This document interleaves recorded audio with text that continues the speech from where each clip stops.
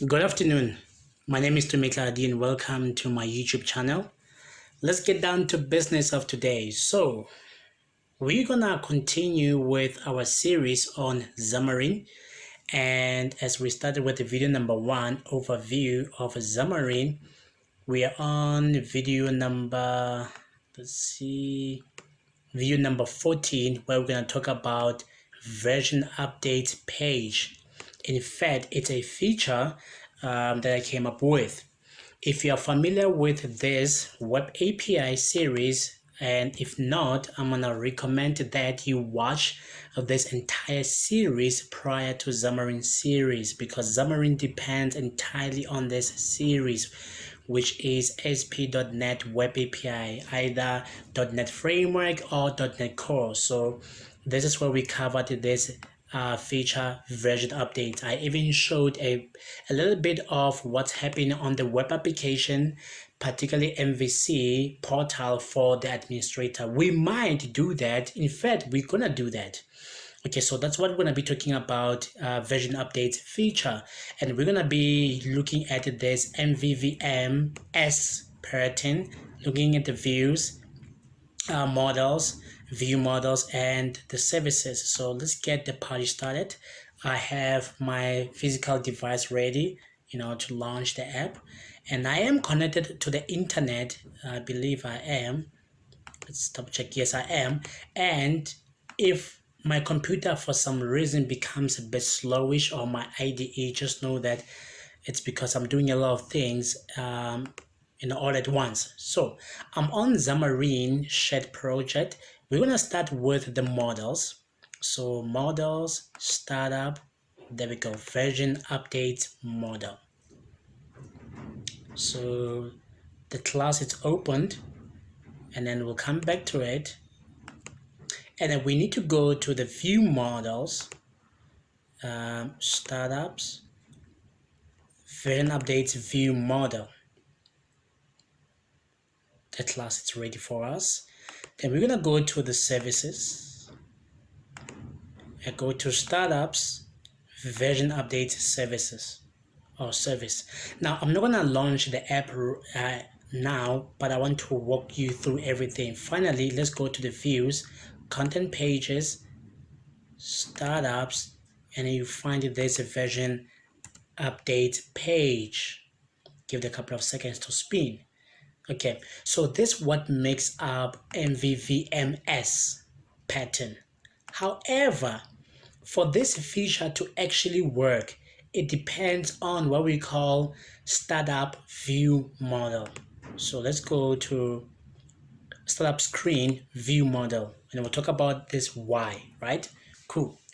But let me start with the model for the version update. So how many properties do we have? We have 3 properties. We have version, release notes. Both version and release notes are of type strings, and we have created on of type datetime, and we can see with the references that being utilized somewhere. So this is the model. Now we need the model in order to talk to the service. So let's go to version updates service. So this version update service class is simply going to get one version update from the database, right? And then what it does, it's publicly exposed, it's asynchronous, retaining that version updates model object we just took a look at. And the name of the method is get one version update asynchronously. And of course, I'm in the midst of dependency injection. There is a video, it's a video number 98. I believe this video, it's a video number 99. So video number 98, I recorded on my computer. It's not yet, edited for YouTube. So what I'm doing there, you will see that I'm looking at dependency injection architecture that's being adopted in .NET Core environment. So I'm bringing that in Xamarin.Forms. In .NET MAUI, I believe it's already there, right? So with that being said, after that, I'm gonna explore a way to eradicate this HTTP client object. It needs to be initialized once and then make use of it throughout the entire lifespan. So there's a way I'm gonna work on that. And what we do is that we're gonna have a JSON, variable JSON, where we're gonna await, and then on that HTTP client, we're gonna say get string async, and then what it does, it sends a get request to the specified URI and return the response body as a string in an asynchronous operation, right? So this is the URI because it takes in what, as you can see, the string requested URI. So requested URI, it first makes use of this web API URL class. There is a constant variable. There we go. So this is the address, www.identicaldocs.co.za / and then we're gonna append concatenating the version update. So we are familiar with this. It's the same architecture I've adopted on my web API. Yes. So we have the base, we have the version, and therefore we have the actual URI for that endpoint. And then obviously we're going to have everything as a JSON. And then what we're going to do is that we're going to prepare a variable called the version update. So we're going to use a JSON converter from Newtonsoft, and we're going to deserialize that from source to this destination. So we're going to deserialize from JSON a string to this object, and then we're going to return this object. So we are done with the service. Then comes the view model. However, there's no link between the service and version updates view model. There's no link. I'll tell you why. But let me start with this guy first. Okay, so version updates view model, it inherits from base view model. Remember, I said literally all the view models, they inherit from this base view model class. We did an episode on that class. And then what I do have these global variables. And then we also covered the topic of preferences and preferences variables. I believe it's video number 7. We did cover that topic. Please watch, because I told you that whenever you see preferences, this is Xamarin Essentials, right? API, and then this is the key. So for username on the settings page, if we found the key, please store it there. If not, by default, it's going to become anonymous, because you can only change the value of the username on the settings page. The same thing that we do with this version update. But before I continue with these three, because it's very important that we understand why this class startup view model, why this class. So what I want to do is that I want to run an app, and I will come back to this class. So please give me a second. I need to watch my pots. Yes, I'm still cooking. But hey, if you haven't subscribed, why haven't you? I mean, the content on this YouTube channel is great. Why haven't you subscribed? Do you like this video so far? Can you please click on the like button so that other people know that there is such a content on the YouTube platform? Because I promise you that at the end, or nearly towards the end of this video, you're gonna enjoy everything, and therefore you're gonna be prompted to subscribe and click on the notification bell in order for you to be notified when I drop the videos, because there's a whole lot of videos that I still need to cover on this topic of Xamarin. So with that being said, yes, and also please share this content on your socials. I'm on LinkedIn. Please check me out on LinkedIn. I'm quite active and involved on LinkedIn. So now I'm back. So I want to show you something before I talk about this startup view model. But I'm still going to talk about it in detail. But let me launch the app. So this is the app launching, right? Are we connected to the internet? I hope so. So why this startup screen view model? Do you see what it's doing? Please wait while we check for new updates. Do you see that? Do you see that? That's what I'm talking about. That happened on startup screen view model. I got confused that where should I trigger the service, this service, which is a version update service, and this is where we have it. Now on the video number 98, please watch the previous video. This is where I show how I'm planning to go about dependency injection. So I'm starting with this topic of version updates on that video. Okay, but in this case, this is why I instantiate this object to be read-only version update to talk to that service, right? And then what I do, I'm not going to get into the details of this. No, I only care about this property called version update model of type version update model. So this is the property that I care about, right?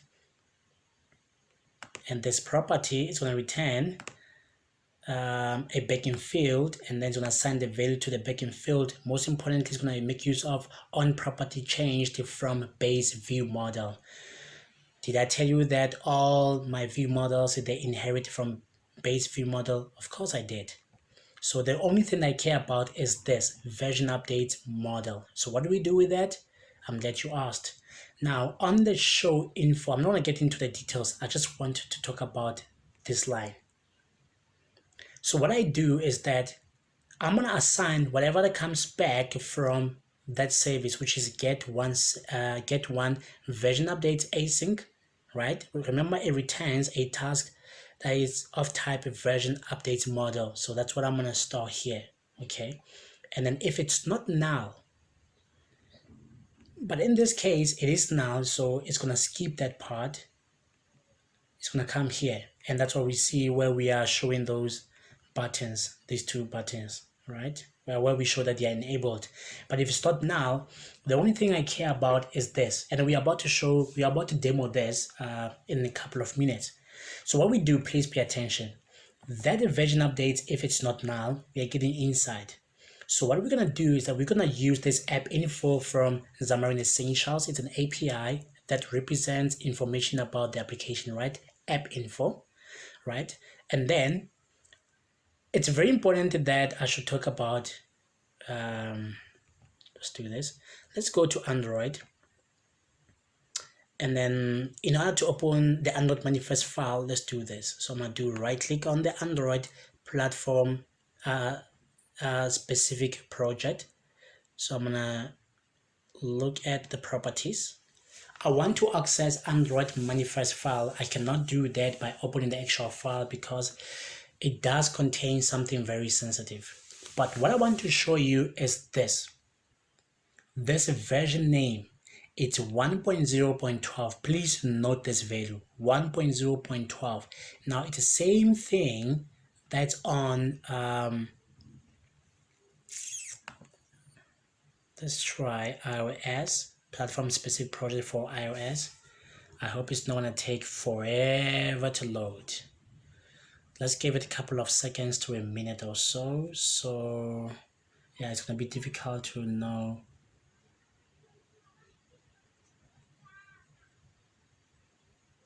Bundle signing. I'm looking for something that will show us no application. Let's try application. Give it a couple of seconds. Useless.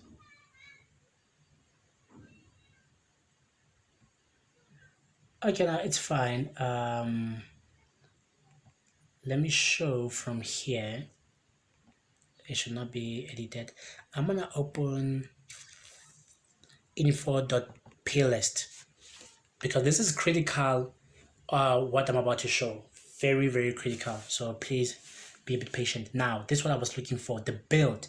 Do you see the same value? 1.0.12. Now, what this API from Xamarin Essential does, because it represents information about the application, I do have access to what we call the version, which it gets the application version.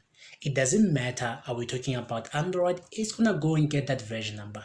Are we talking about iOS, it's gonna go ahead and get the version number we just looked at, and as a string. So it needs to put it here. Pay attention. So that's a version internal, right? And then I have these two variables. version external 1 and version external 2, right? Now on the version external 1, I'm gonna go and access that object, version update model dot version. Remember, I have three properties: version, release note, and create on. So I'm gonna go and look for this version property, particularly this version property. What I'm gonna do, I'm gonna replace the underscores with dots. Okay, and that's a version external 1, and then version external 2. Out of that version external 1, I'm gonna remove, right, start index. I'm gonna remove from the very first position one thing, of which the way it's gonna be this. We're about to do this. It's gonna be v, the lower v, 3 underscore 2 underscore 1. I'm about to do this live. So what it does is that it's gonna place this whole as first on the version external 1. It's gonna replace underscore with dot. So instead of underscore, it's gonna be dot, and instead of underscore, it's gonna be dot, right? And then on the version external number 2, we're gonna remove this guy v. We're gonna remove this guy, and then it's gonna be this 3.2.1. So that's what I'm gonna have here eventually, right? And what it does, it's because I have a version. So version internal we saw is 1.0.12, right? That's a version internal. So with this if statement, I'm checking if it's equals to version external 2, and version external 2, let's do this, it's 3.2.1. so that means these two values are not the same. And then if they're not the same, what it's gonna do, check this, it's gonna go ahead and get the version out of this object and store it to shared preferences, right, using preferences. And this is gonna be the key. I want you to pay attention to the keys. So the key here, it's a version for which functionality or feature version updates. Now the release note from that object is also gonna go to release note key for version updates, feature or functionality. Lastly, the create on property of type datetime, it's gonna go lastly to create on key for version updates, feature or functionality. So I'm setting these three values because I need them. It's easier for me to use shared preferences. Tell me what you think on the comments down below. Should I continue to use shared preferences, or is there any other thing I need to use? Okay, because they are not the same, right? The last thing I'm gonna do this. Now the main thread, it also comes, it's an API that comes from Xamarin Essential. What it does, it's a main thread helper, right? So one of the things is begin invoke on main thread. So it invokes an action on the main thread of the application. What I'm doing is that asynchronously, can we now navigate asynchronously by pushing to this version updates page? Only then we get to look at this version updates view model by means of this version updates page, because that's what we are asking for, version updates page. So this version updates page will initialize and link this version updates view model, and that's what we do. But if they are the same, we're going to disable what we call a client button, but I'm not going to talk about this because these are for startup screen. But the only thing about version updates from this startup screen view model was what I just showed you. That's it. Anything else I would or everything else or anything else, whatever it is. You see now my English wants to run out of airtime. It's crazy. We are done with this guy. Only then, like I said, we'll talk about this page. We'll talk about this page. You should know that this page, when it gets to be loaded, or yes, loaded, it first initializes and assigns this version updates view model to the binding context of this page. That's why we need to pay attention now to this version updates view model. So we are done with username from the settings page, right? Now, what we are doing now, we are saving the version from the version updates, where we are getting based on the key. If we could not find anything, just assign null. Second thing that we're doing, we're getting the release note from this key. If we could not find anything, just assign now. Lastly, we are now assigning create on version update from this key. If we could not find anything, just show the default value. So this is how we get the default value, datetime.min value. And then lastly, we have this helper variable called the version converter, right? And then I have what we call properties. Please, before I continue, I need to check on my port, right? I'll be back in a second, couple of seconds. While I look at my ports, I told you that I'm good.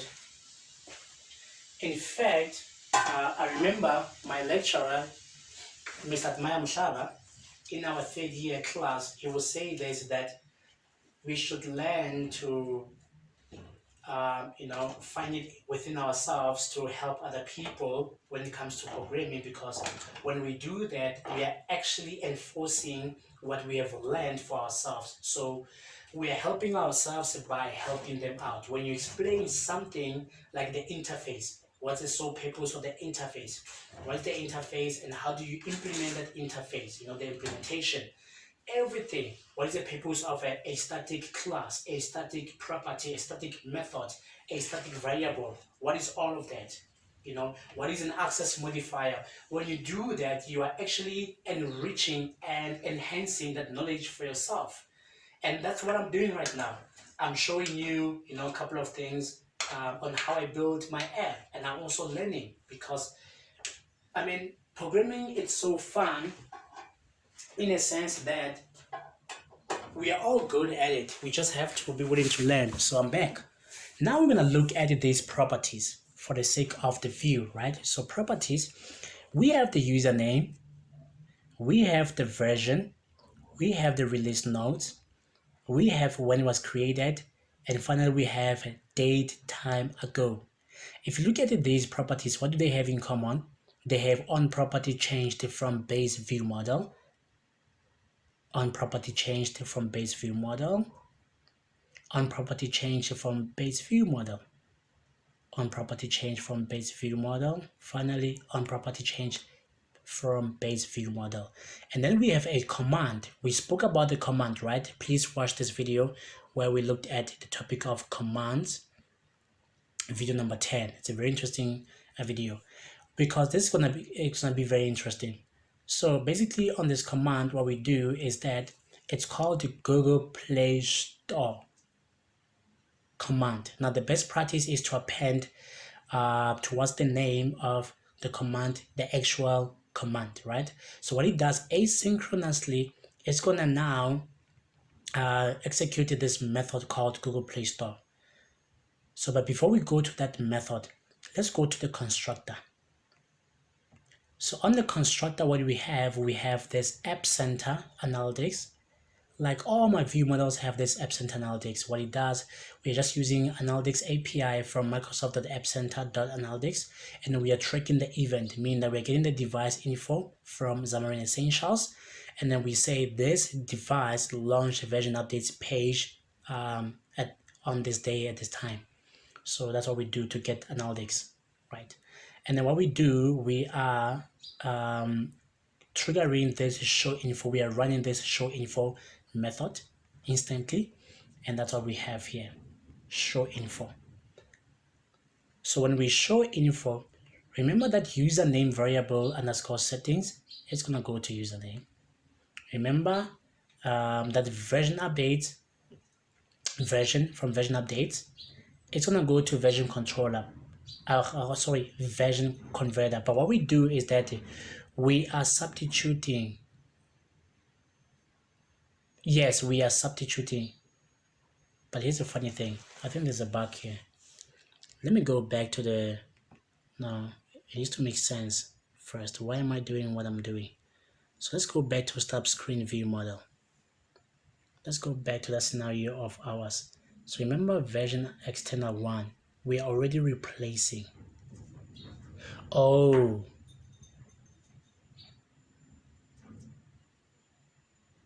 okay. No, this process of replacing underscore with a dot, it's internally. meaning that it's internally just to check if the version internal is equals to version external. So I want it to be like the way it was when I tapped on this search bar. But if you look at this guy, we are still pushing it exactly as it is, raw as it is. I mean, I could easily use the value of version external 1. Maybe I should directly, but I think there's a best practice just to push the code as it is, so that there is this consistency of we are getting the data from the version updates model object. Okay, yes, no, it's justifiable. So we can proceed with the view model to say then out of this thing we are still replacing underscore with dot, and then we're gonna put it here on version converter. And version converter, because it will have now been replaced, is gonna come here. And then the release nodes from shared preferences, they're gonna go here. Then when it was created, it's gonna go here. And then I have this helper, it's called the datetime converter. So there's a datetime converter, it's a class from the utilities. So let's go and take a look at it. Utilities, helpers, you see datetime converter. So what we have here, it's a helper class. It takes in an object of datetime, and then it's going to return datetime converted. That's what we're going to be returning. So whatever that comes in, it's going to subtract that from the current datetime now and put the time there as a time span, right? And then we're going to check based on the seconds. We're going to say a couple of seconds ago, from a minute, a couple of minutes ago, or a minute ago. If the from 24 hours ago, I'm gonna say a couple of hours ago or an hour ago, and then so forth. So this is how we check how long ago, right? And then if it's greater than 365, we're gonna say a couple of years ago or a year ago, and we're gonna return that value. So this is our helper class. I want to isolate that method in its own class because it's healthy in a sense. So we're done with the show info. The last thing about the command, remember the command is triggering what? Is triggering this Google Play Store. So this is our method. So what it does, I'm going to use the launcher. It's an API from Xamarin Essentials. There we go. It launches an application specified by the past URI. So I'm going to go and say open async. It's asynchronous operation. It launches the app specified by the URI scheme, right? Where it accepts in the URI. So new URI, and go to the market, it knows details, and then this is my application identifier for identical dogs. And that's what happens when it's being tapped, the Google Play Store icon. Cool, we are done with this guy. Now, finally, let's go to the page. So when it comes to the page, it's a content page. Now I have access to that view model, and I have access to show biz indicator. We did this in our previous, one of the previous videos where we looked at biz indicator view. There we go, view number 12. We also have access to show connectivity where we looked at connectivity view, right? Okay, and then we have the background. We're using the color from app.xaml. We did talk about this class where we have all our application resources globally, and then we say has a back button false, and then has navigation bar false. Okay, and then this is where we are binding the context to that view model, or view model to the context, and we are building the content using the absolute layout control. And then we have the padding where we are filling both horizontal and then vertical options, filling, expanding, and then down here, as usual, we are using show connectivity to get access to connectivity view, and then we are using is visible, binding to connectivity underscore is visible from base view model. We are doing the same thing for show base indicator, utilizing or making use of a base indicator view, making use of that attribute. It's visible, binding to base indicator underscore is visible property on base view model. So let's take a layout. Before I show you the UI, we're gonna have a scroll view because it was very important that I have a scroll view. It's a container or a child, and I have a stack layout, and then I have a label. So the very first label this label. I'll come back to it. I'm going to close it and I'll come back to it. And then I'm going to have a label that binds the text to username. And then where we also binding the text color, obviously. And then these are the basic stuff. And then the second label is going to have the text, new updates available, blah, blah, blah, blah. We'll see that on the app, and then the color. And then we're going to have another label for binding the text for version to a text attribute. And then we're going to have the release notes. And I want to show you something that I'm grouping these two guys together. See that group, because there's no space between these two label controls, but there's a space here because this label and this label that group together, where this is a title, which is release notes, and then I'm giving the actual value of the release notes. So that's what we have. And then I have another stack layout. The labels going to say the title, update, created by, and then I'm going to use a stick layout and the frame. Now on the frame, using the corner radius, I'm going to now add the image. So there's a Tumi Tladi.jpg image, and this is how you get to have the image. Let's go to Android, and then resources, and then drawable, and then you see Tumi Tladi. So there's the image that you see. Also, when it comes to iOS resources, there's Tumi Tladi there. Like I told you that even though I'm unable to test my app on iOS, I do have an iPhone and iPad. I just don't have a MacBook because of Xcode. And then finally, we're gonna have, oh, this is who created, which is Tumi Tladi. I'm just calling my name. And then finally, we're gonna have a group of labels. Now it's gonna use this binding to bind create on, and I'm also gonna use string format. This is how I get how long ago. Okay, and then here I'm showing that date time, how long ago. So this is going to be the format, and this is going to be the value for it. This is when it was created and then how long ago. Okay, using this label and making use of format string with the help of span controls. So finally, sorry, let me go back to the label I said I'll come back to. So this label, this is where now I make use of a font awesome. I want to talk about this font awesome. There's a video specifically for it. Font awesome icons. So that's where I'm making use of font awesome. Just know it's of type Google Play Store icon. And then because it's a label, I can also use, based on format string, I have access to span, and span I have access to gesture recognizer. And out of that, I have a tab gesture recognizer, where now I have access to this command attribute where I'm binding to Google Play Store command. So this is everything, right? Now I can finally run the app. While we run the app, this is where we are. I want to run the game. Remove from memory.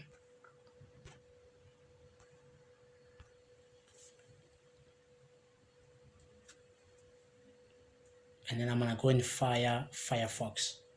It might be a bit slowish, but this needs to happen. So checking for new updates. There isn't any new update. There we go. But as soon as I fire Firefox, let's give it a couple of seconds. This is a nice update of Firefox. Oh, that's a nice update. They're creative, these people. But don't make it slow. Okay, so I'm gonna go to identical docs.co.za.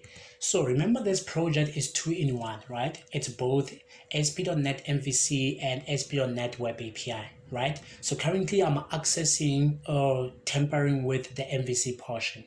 So now I want to do something before I log in. I want to show the app on Google Play Store. So the app on Google Play Store, just on this different tab, I want you to see the version number. See the current version number, it's 1.0.12. So I want to write it here. So it's version 1.0.12. And then the new version we're about to create to simulate, because the idea will be that this new version 3.2.1, it will be on Android manifest file, right? And also for iOS, right? And then it will be taken, Google Play Store will know about the 3.2.1.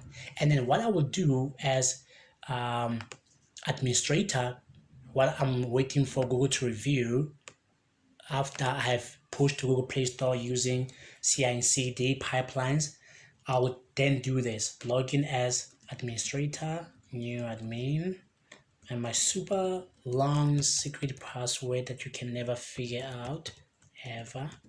There we go. That's how long my passwords are. Do you see now I am authenticated as administrator, and this is all happening in production. And I'm gonna go to the tasks because I am an administrator, and I'm gonna go to version update. And then currently we have that version number, which is 1.0.12. I cannot tamper with this. This is a production stuff, but I can add a new entry.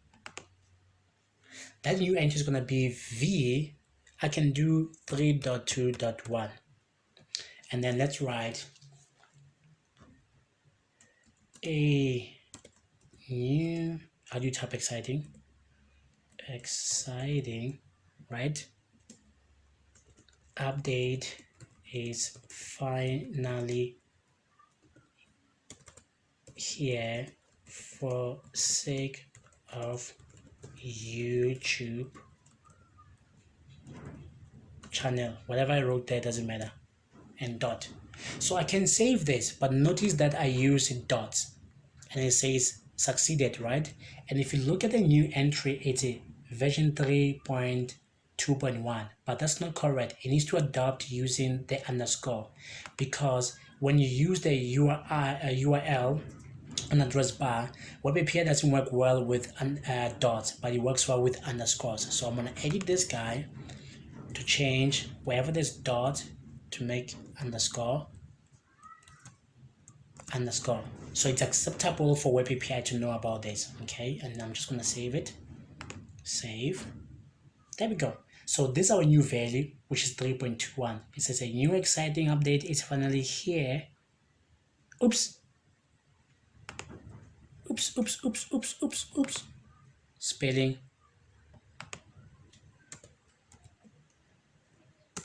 Okay. Finally here for sake of YouTube channel. Good. Now we are done. Then let me go now and relaunch the app. Remove this thing from the entire system. Memory. Relaunch it again. Wait. Relaunch. Wait. I'm launching. Watch what's happening now. If you do have my app right now, unfortunately you won't test with me live, but check this. There we go. So the startup screen, instead of still staying on the startup screen, it now knows through web API talking to a database that there's a new update, and it's happening live, right now, live. And it says, remember I told you that this icon is from Font Awesome and it's of type Google Play Store. It's clickable, but I'm not going to click it yet. And it says anonymous because we don't have the username that the user has set up, right? It says anonymous. If you could not find anything that the user has said, listen, John Doe is going to use anonymous. It says a new update is available. Kindly click on the Google Play Store icon above to update your app. So before it's clickable. This is the version number. Do you see v.3.2.1 with the help of string.replace method, replacing underscore with the dots. And then on the release notes, I write the value, which is I get the value from the database. A new exciting update is finally here for sake of YouTube channel. And then it was created by, you see that image I was talking about, Tumi Tladi hard coded. Look at that, Tuesday 14th September 2021, 15:14:23, and time is 15:21. Which one it's lying here? Why is my time saying 3:21? That one says 15:14 yet a minute ago. It doesn't matter. What I want to do, I want to show off that helper class, right? It says a minute ago. I'm gonna remove this guy.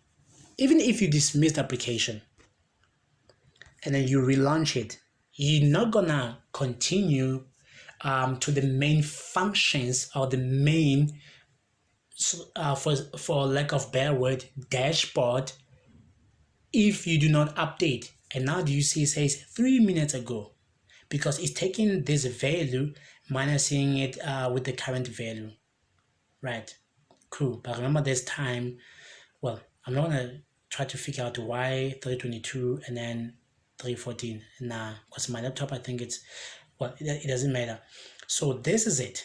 But as I click this guy, this icon, I clicked it. It says, do you want to open with the Galaxy Store or Google Play Store? Listen, just Google Play Store. Give it a couple of seconds. It launched Google Play Store. And we are actually on Google Play Store. And this is my app on Google Play Store. As I scroll, see, this is Google Play Store. I can show that. See, with the icon, it's Google Play Store. And I can check the about this app. So this is where you will see that version number of 3.2.1. So this is how I get to simulate it. Now, as I remove the app from the memory, going back to the Firefox, and then I want to keep this guy but make it lower. Now it doesn't matter if it's lower. No, it doesn't matter if it's lower. I just have to delete it, but this is how I used to test it. So because I'm working on dependency injection system, this is how I'm gonna do it, and I'm gonna say there's a new version of my app, right? And then let me log out. We are done with Firefox.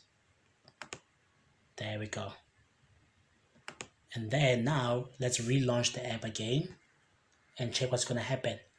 It now is gonna understand, oh, the current version from the admin dashboard. Wait, my device froze. I'm doing something, but oh, okay, it froze for a second. So now we are back again. Splash screen, it's gonna disappear. There we go.